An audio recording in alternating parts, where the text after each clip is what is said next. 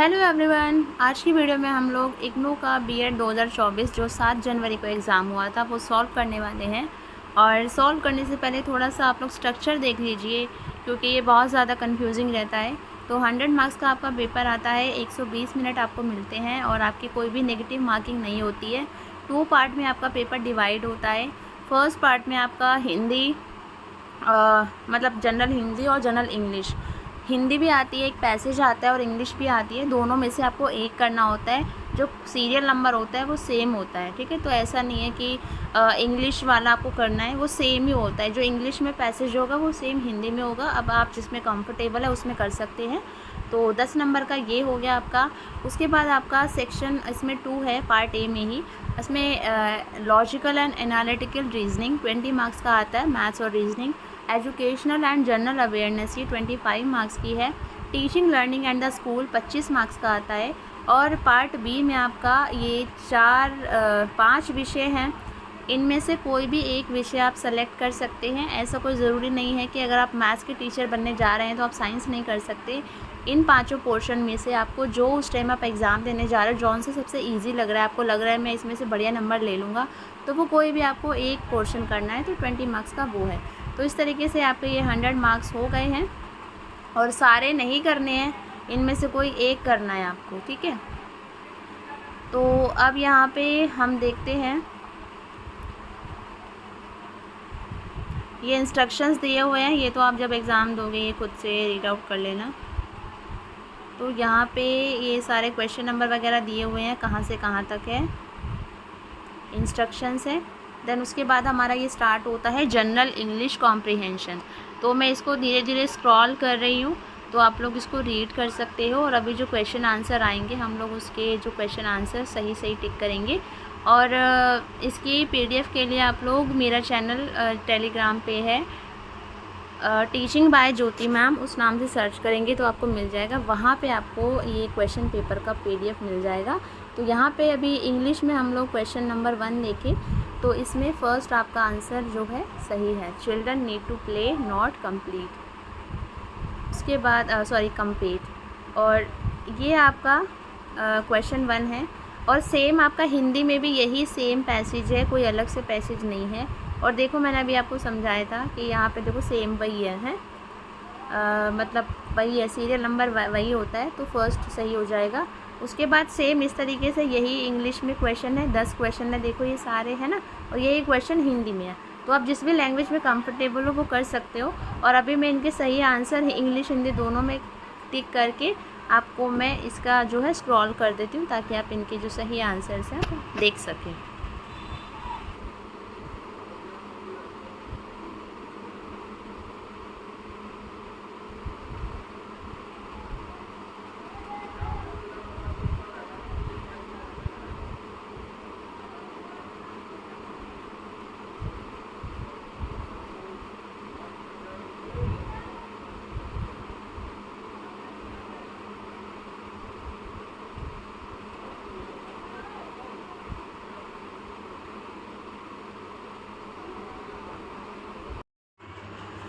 Question number यहाँ पर आप लोग 11 देख सकते हैं। आपको यहाँ पे वो बताना है, एक संबंध बताना है, एक रिलेशन बताना है कि 169 और 26 में जो संबंध है वो 361 और यहाँ पे जो क्वेश्चन मार्क है उसके बीच होना चाहिए। तो जो क्वेश्चन नंबर 11 है इसका आंसर आपका 3rd हो जाएगा, 38 इसका सही आंसर आएगा। सेम आपको क्वेश्चन नंबर 12 में करना है, तो 12 का आपका आंसर हो जाएगा 290, यानी 3rd ऑप्शन सही हो जाएगा। देन उसके बाद आपका 13 है CDEWBUKLM। तो जो फर्स्ट का सेकंड से रिलेशन है वही आपका बताना है कि KLM का इन 4 ऑप्शन में से किसके साथ वो संबंध बैठता है। तो क्वेश्चन नंबर जो 13 है उसका जो आंसर हो जाएगा PON, 4th ऑप्शन सही हो जाएगा। एंड 14th का आपका जो आंसर सेकेंड वाला सही हो जाएगा। देन उसके बाद यहाँ पे एक श्रेणी क्रम का आधार समझकर आपको एक आधार समझना है कि किस तरीके से ये लगी हुई है। तो जहाँ पे क्वेश्चन मार्क है वहाँ पे हमें बताना है कि क्या है। जैसे यहाँ पे क्वेश्चन मार्क दिया है, यहाँ पे क्वेश्चन मार्क है, तो क्वेश्चन नंबर जो 15 है उस वहाँ 43 आ जाएगा। 16 में आपका 62 आ जाएगा। उसके बाद आपका 17 में 1 आ जाएगा, DJW। 18 में आपका आएगा यहाँ पे 4 यानी कि DJWQ। उसके बाद क्वेश्चन नंबर 19 है, यदि नेट को कूट में PGW तथा LED को कूट में NGCF, तो स्ट्रॉम को कूट में, जो स्ट्रॉम है उसका कूट में क्या रूप होगा? तो इसका सही आंसर हो जाएगा UVQTO। ठीक है। उसके बाद हमारा क्वेश्चन नंबर 20 है, यदि NO का कूट ऑन तथा R का कूट एरा हो तो ये उल्टा कर दिया गया है, तो रामा का कूट क्या हो जाएगा? तो 20 का आंसर है 4, क्या हो जाएगा? अमार हो जाएगा। और जो 21 है, आप क्वेश्चन को रीड करते चलिएगा, मैं इनके आंसर्स बता रही हूँ सही। 21 का आपका सेकंड सही हो जाएगा। 22 है, बहुत इजी क्वेश्चन हैं ये। 22 का आपका यहाँ पे हो जाएगा 4।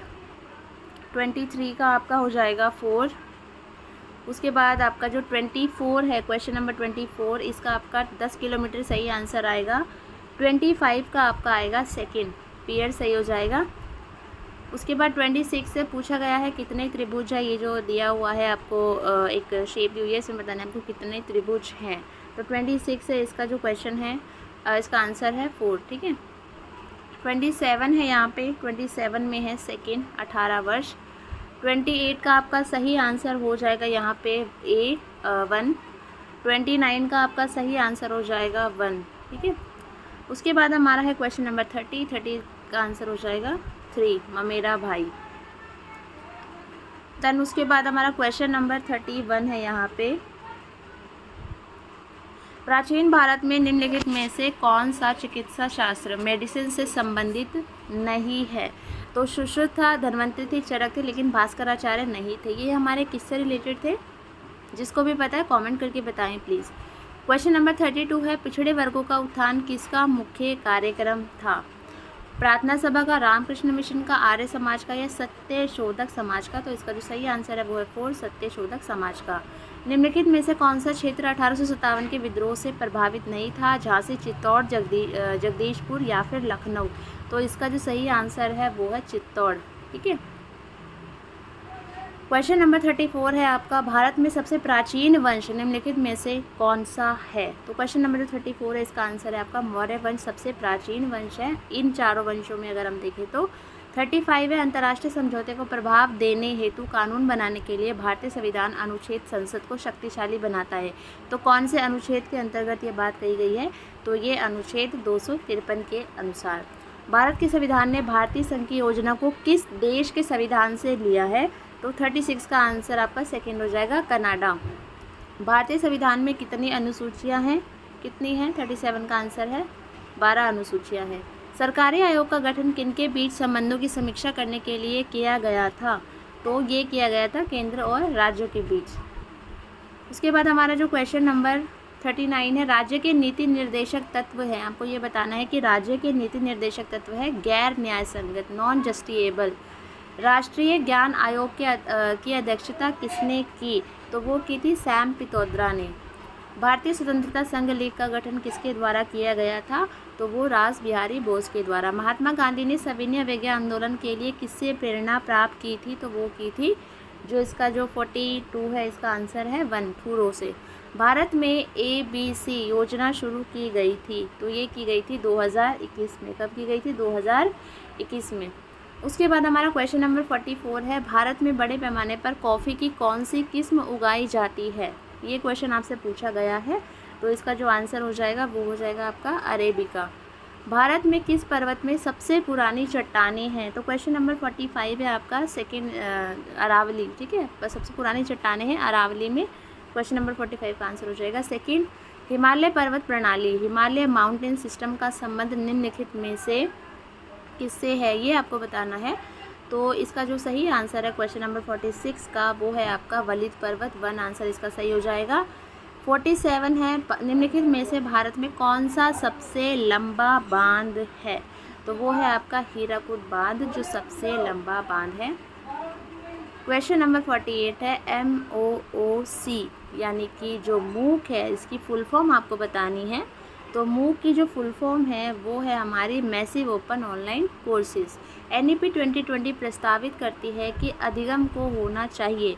तो अधिगम को परीक्षानुमुखी बिल्कुल भी नहीं कि आप परीक्षा ही परीक्षा लिए जा रहे हैं, पाठ्य पुस्तक केंद्रित सिर्फ पुस्तकें पढ़ाई जा रहे हैं। रिकॉल आ जाए तो वहाँ तो गलत कर देना है कि हमें रिकॉलिंग बच्चों को सिखा रहे हैं। अनुभवात्मक आ जाएगा कि बच्चा जो खुद एक्सपीरियंस करके सीखेगा।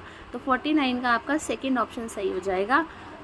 क्वेश्चन नंबर 50 है सामान्य नमक कॉमन सॉल्ट समुद्री जल से किस प्रक्रिया द्वारा प्राप्त किया जाता है। मोस्ट इंपॉर्टेंट क्वेश्चन है, पूछा जाता है। तो क्वेश्चन नंबर 50 का आंसर आपका सेकंड हो जाएगा वाष्पीकरण। सबसे गहरा सागर कौन सा है। 51 का जो आपका आंसर हो जाएगा यहाँ पे, एक सेकंड, हाँ 51 का है सबसे गहरा महासागर कौन सा है। तो वो आपका है यहाँ पे क्वेश्चन नंबर 51 का आंसर, ये प्रशांत महासागर आपका सबसे गहरा महासागर है। राष्ट्रीय शिक्षा नीति 2020 का उद्देश्य 2035 तक उच्च शिक्षा में सकल नामांकन अनुपात को कितने प्रतिशत तक बढ़ाना है। ये आपको बताना है कि कितने प्रतिशत तक बढ़ाना है। तो क्वेश्चन नंबर 52 का आपका आंसर यहाँ पे 1 हो जाएगा। 50% कितना हो जाएगा 50%। भारत में दशमलव सिक्का प्रणाली कब आरंभ की गई। भारत में दशमलव सिक्का प्रणाली कब आरंभ की गई। तो वो 1957 में। भारत में भूमि का कितना भाग वनाच्छिद्र है। तो वन से घिरा हुआ है भारत में भूमि का कितना भाग। तो वो है 1/5 भाग।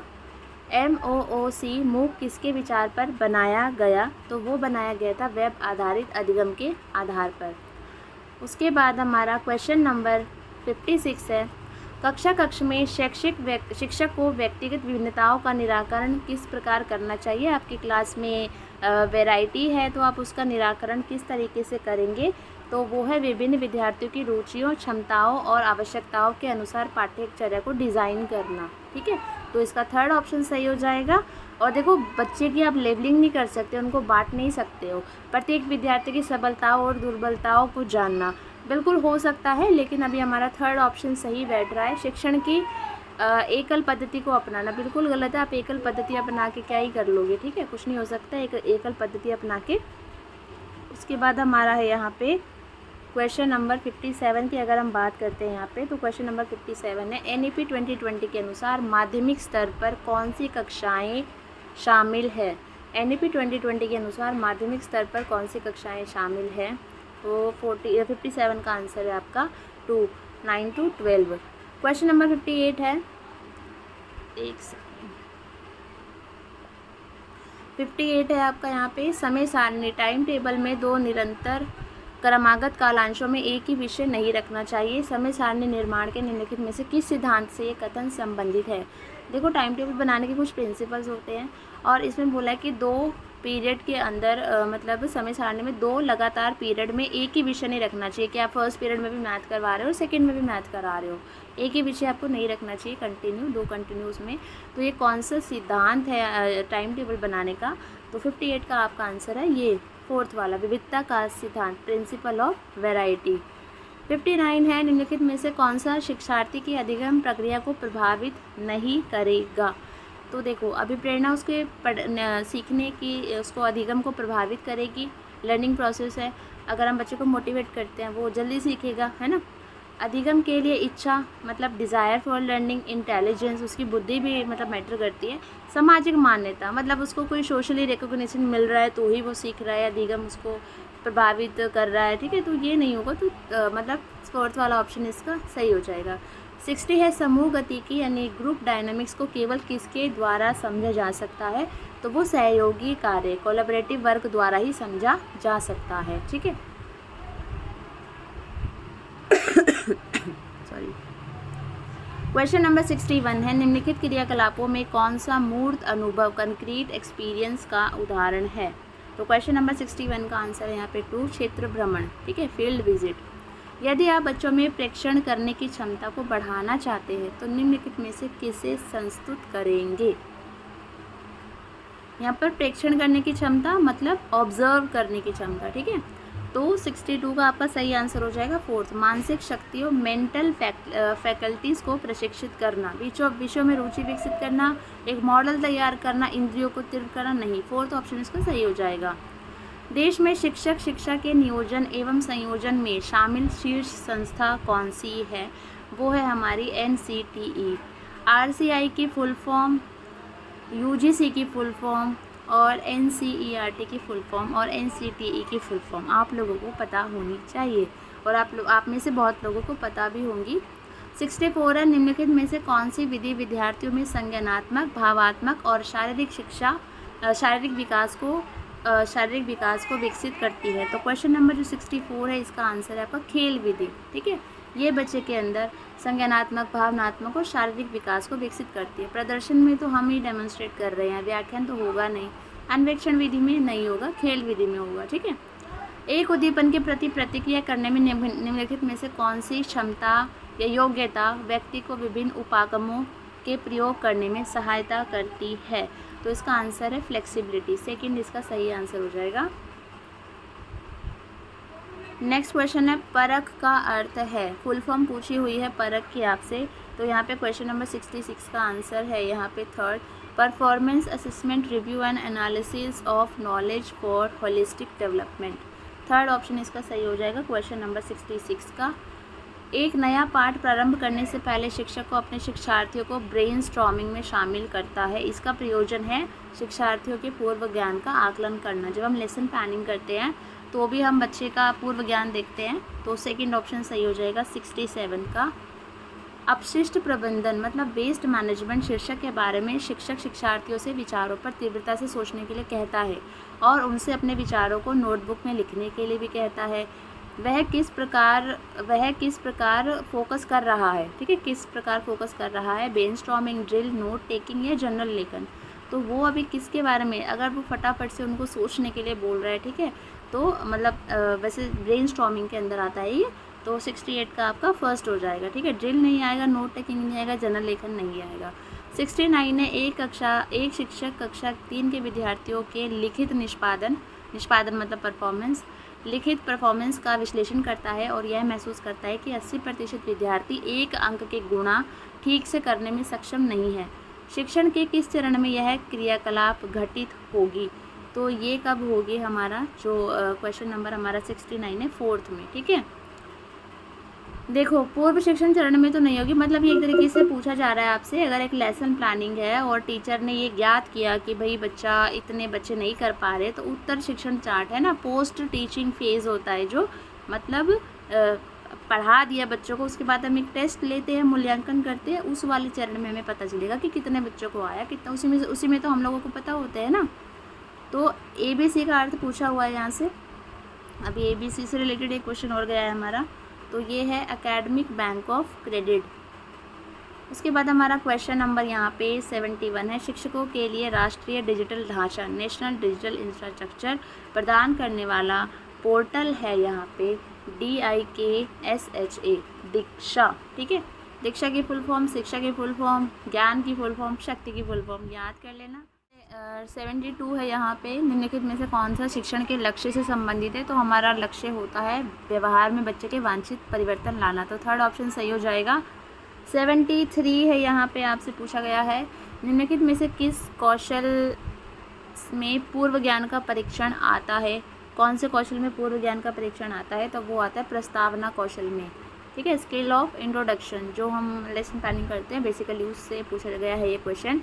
एक विशिष्ट शिक्षण कौशल के साथ लघु रूप में शिक्षण, टीचिंग इन मिनिएचर, जहाँ पर कि इसे कक्षा के समय और कार्य के आकार में कम किया जाता है, उसे माना जाता है सूक्ष्म शिक्षण, माइक्रो टीचिंग।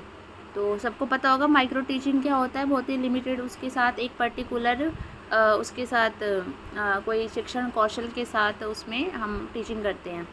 तात्कालिक वातावरण में दूसरों का प्रेक्षण कर नए व्यवहारों और अनुभवों के अर्जन पर निम्नलिखित में से कौन सा सिद्धांत फोकस करता है। प्रेक्षण मतलब ऑब्जर्वेशन, तो कौन सा सिद्धांत फोकस करता है। तो 75 का है यहाँ पे सामाजिक अधिगम का सिद्धांत। 76 है विद्यालय प्रभावित से संबंधित निम्नलिखित में से कौन सा कठिन मुद्दा है। ठीक है, विद्यालय परिवार, क्या लिखा है इंग्लिश में देखते हैं इसको। In which of the following is a tough issue related to the school environment. पर्यावरण लिखा है वो, एक सेकेंड, विद्यालय पर्यावरण। ठीक है, पर्यावरण ही होगा, पर्यावरण से संबंधित निम्नलिखित में से कौन सा कठिन मुद्दा है। तो क्वेश्चन नंबर ये जो यहाँ पे 6 है आपका, इसका जो आंसर हो जाएगा वो हो जाएगा 4, नीतियाँ। ठीक है, सबसे कठिन मुद्दा है हमारा, नीतियाँ किस तरीके की है। 77 है, विद्यालयों में सांस्कृतिक गतिविधियाँ क्रियाकलाप आयोजित करने का निम्नलिखित में से कौन सा उद्देश्य है। क्या उद्देश्य है, क्यों हम लोग सांस्कृतिक गतिविधियाँ स्कूल में करवाते हैं, क्यों करवाते हैं, राष्ट्रीय एकता को बढ़ावा देने के लिए। उसके बाद है 78, संचय अभिलेख कम्युलेटिव रिकॉर्ड कार्ड का उदाहरण है। 78 का आपका आंसर हो जाएगा 1, शिक्षार्थी अभिलेख हमारा क्या हो जाएगा, संचय अभिलेख का उदाहरण। शिक्षकों के व्यावसायिक विकास से संबंधित निम्नलिखित में से कौन सा नहीं है। शिक्षकों के व्यावसायिक विकास से, प्रोफेशनली उनका जो डेवलपमेंट होता है उससे कौन सा संबंधित नहीं है, तो उच्च वेतन प्राप्त करना संबंधित नहीं है, बाकी तीनों संबंधित है। 80 है, शिक्षण व्यवसाय में शिक्षकों को प्रशिक्षित करने वाले शिक्षकों की गुणवत्ता किस गुणवत्ता कारक से संबंधित है। शिक्षण व्यवसाय में शिक्षकों को प्रशिक्षित करने वाले शिक्षकों की गुणवत्ता किस कारक से संबंधित है, तो क्वेश्चन नंबर 80 का आंसर आपका 1 है, संदर्भ कारक, कॉन्टेक्स्ट फैक्टर।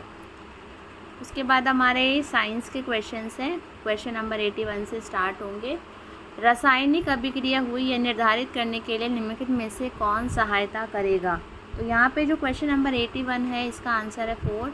ये सभी सबसे तन्य धातु है, सबसे तन्य धातु है आपकी सोना। यशदीकरण, यशादलेपन या गैल्वेनाइजेशन स्टील और लोहे को जंग लगने से बचाने की विधि है, जिनमें उन पर किसकी एक पतली परत चढ़ाई जाती है, तो उन पर पतली परत चढ़ाई जाती है जिंक जस्ता की। अम्लीय घोल विलयन का पीएच मान, पीएच वैल्यू है वो है आपका 7 से कम। अधिकांश कार्बन यौगिक कंपाउंड विद्युत धारा के डैश चालक हैं, तो वो है खराब चालक है। इथेन की संरचना है, इथेन की संरचना आपको बतानी है यहाँ से, तो वो आपकी सेकेंड वाला ऑप्शन इसका सही हो जाएगा। क्वेश्चन नंबर अब आपका यहाँ पे है हमारा 87। मानव प्राणियों में पोषण नाल, अन्नाल, एलिमेंट्री कैनाल का सबसे लंबा भाग है, वो है आपका छोटी आंत। पौधे या पादप के एरियल अंगों, एरियल पार्ट से वाष्प के रूप में जल की क्षति को जाना जाता है, उसको जाना जाता है वाष्पोत्सर्जन के नाम से। रक्त शर्करा स्तर को नियमित करने वाला हार्मोन है, रक्त शर्करा स्तर को निर्मित करने वाला कौन सा हार्मोन है, वो है इंसुलिन। निम्नलिखित में से कौन सा पादप हार्मोन प्लांट हार्मोन है, तो 4th इसका सही हो जाएगा साइटोकाइनिन। 91 है, पुष्प के प्रजनन अंग है। पुष्प के प्रजनन अंग कौन से हैं ये आपको बताना है, पुष्प केसर और पुष्प योनि स्त्री केसर। मानव शरीर कोशिका में गुणसूत्रों की जोड़ों की संख्या है, वो है 23। कितनी है जोड़ों की संख्या, 23। उसके बाद हमारे हैं गोलीय दर्पण, स्पेरिकल मिरर की वक्रता क्वेचर, आर को फोकस दूरी, फोकल लेंथ, एफ की त्रिज्या के मध्य में संबंध है, तो 93 का आपका आंसर है 1, R = 2F। क्वेश्चन नंबर अब हमारा है 94। अवतल दर्पण द्वारा बनने वाले प्रतिबिंब की प्रकृति आभासी और सीधी होती है जब वस्तु को रखा जाता है। किस तरीके से आप वस्तु को रखेंगे जब उसका प्रतिबिंब आभासी और सीधा बनेगा अवतल दर्पण पे, तो 94 का 4th ऑप्शन सही है, P और F के बीच। 95 है, डैश से पीड़ित व्यक्ति नज़दीक की वस्तुओं को स्पष्ट रूप से देख सकता है लेकिन दूर की वस्तुओं को साफ तौर पर नहीं देख सकता, तो निकट दृष्टि दोष जिसे हम मायोपिया बोलते हैं, वो व्यक्ति नज़दीक की वस्तु को स्पष्ट रूप से देख सकता है लेकिन दूर की वस्तुओं को साफ तौर पर नहीं देख सकता। सूर्य के प्रकाश के डैश के किरण के डैश के कारण तारा टिमटिमाता है, तो सूर्य के प्रकाश के अपवर्तन रिफ्रैक्शन के कारण तारा टिमटिमाता है, तो 96 का 2nd ऑप्शन आपका सही हो जाएगा। 97 है, एक परिपथ में विद्युत प्रभाव को मापने के लिए प्रयोग किए जाने वाला उपकरण है, तो क्वेश्चन नंबर यहाँ पे जो 97 है इसका जो आपका आंसर है वो है 3rd, MRP एमीमीटर। ठीक है, विद्युत शक्ति किसके द्वारा दी जाती है, तो वो दी जाती है P = VI। निम्नलिखित में से किसने यह दर्शाया कि विद्युत और चुंबकत्व संबंधित घटना है, तो वो है ऑर्स्टेड, आप इसका सही आंसर है। सोलेनाइड ले जाने वाली धारा के अंदर चुंबकीय क्षेत्र होता है समान, इसका सही आंसर हो जाएगा। उसके बाद हमारे मैथमेटिक्स के क्वेश्चन आंसर है, मैं इनको स्क्रॉल कर देती हूँ सही आंसर टिक करके।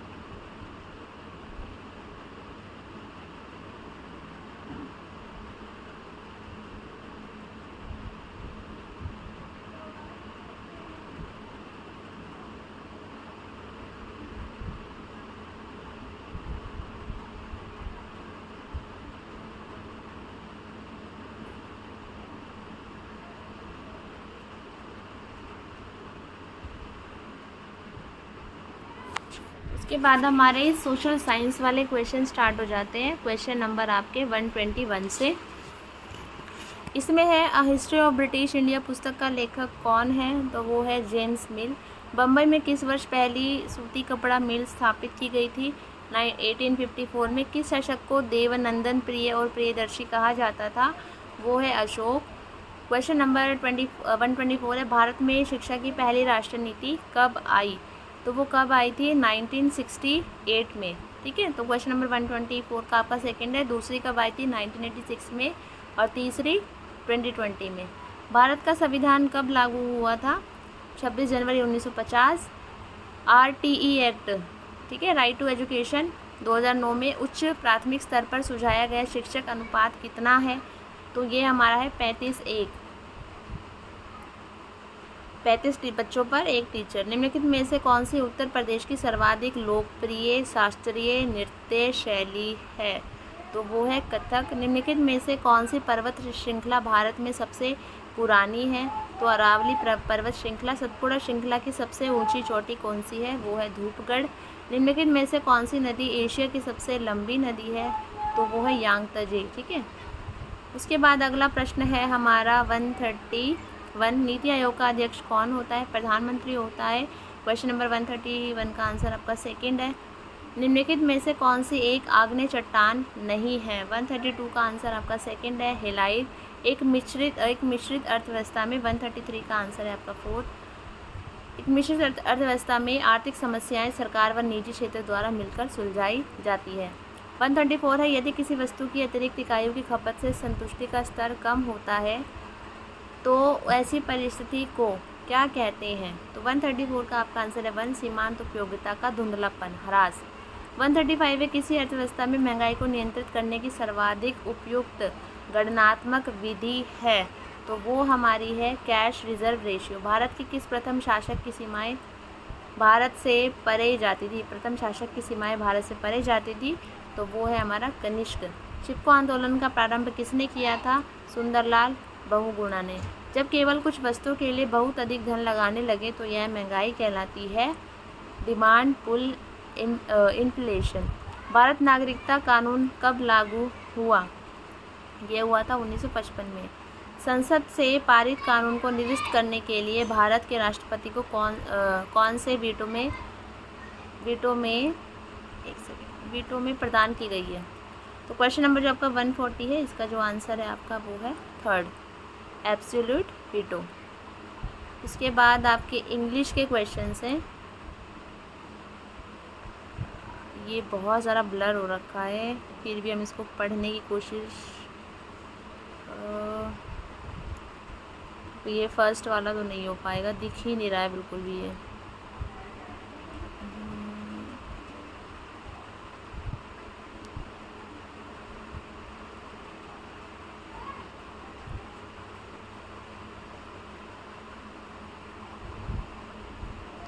यहाँ से क्लियर आ रहा है।